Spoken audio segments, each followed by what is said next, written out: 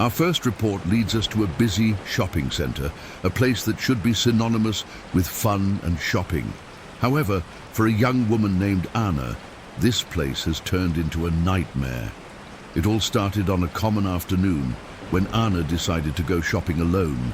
As she walked down the aisle of a department store, she began to feel a strange feeling of being watched, that classic impression that someone was watching her.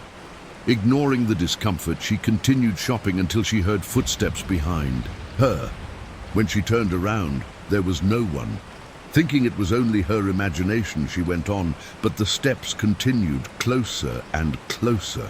When she stood in front of a mirror, she saw for a brief moment the figure of a woman in white dress behind her. When he turned again, there was no one. Scared, Anna decided to leave, but as she passed a closed shop, she saw the same woman inside, staring at her. What's strange? The store was completely dark and locked.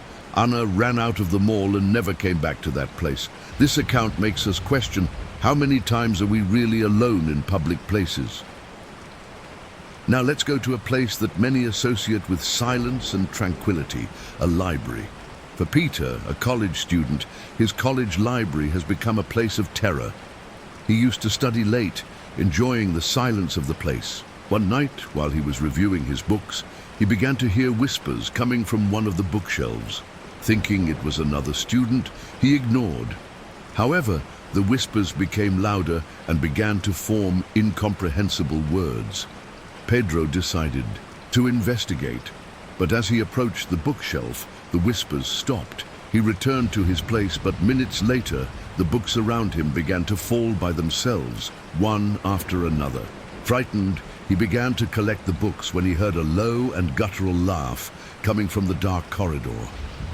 As he looked, he saw a tall, dark figure, faceless, standing at the end of the corridor. Peter did not think twice. He took his things and ran away. The next day, he discovered that the library had been built on an old cemetery and that many other students had already reported similar phenomena. Can the knowledge we seek awaken something that should remain dormant? Our next report takes us to the streets of the city, more specifically to a night bus. For Maria, a young woman who worked late, the bus was her usual means of transportation. One night she took the last bus, which was almost empty. Sitting in the background, she began to feel an intense cold, even on a hot day. Looking out the window, she noticed that the bus was passing through completely deserted streets, which she did not recognize. The driver seemed indifferent, going straight ahead without stopping. Suddenly, the bus stopped at a dark point, and a woman dressed in black entered. She sat down next to Mary, even though there were other empty seats. Mary felt a shiver run through her spine, but tried to ignore it. Minutes later, the woman whispered something in her ear, "You shouldn't be here." Mary, panicked, looked at the woman, but her face was completely deformed, with black eyes and a wide smile. Mary screamed, and the bus stopped abruptly. The driver looked back and asked, "Are you all right? We're at the end of it." Maria looked around and realized she was alone on the bus. The woman had disappeared. Since then, Maria has never taken a bus at night. This account makes us think, how many times are we really safe in our daily journeys?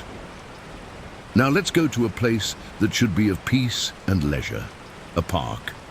For João, a man who loved running outdoors, the park of his neighborhood was his refuge. One morning, he decided to run early before dawn. As he ran, he began to hear footsteps behind him, as if someone was following him. He accelerated, but the steps continued at the same pace.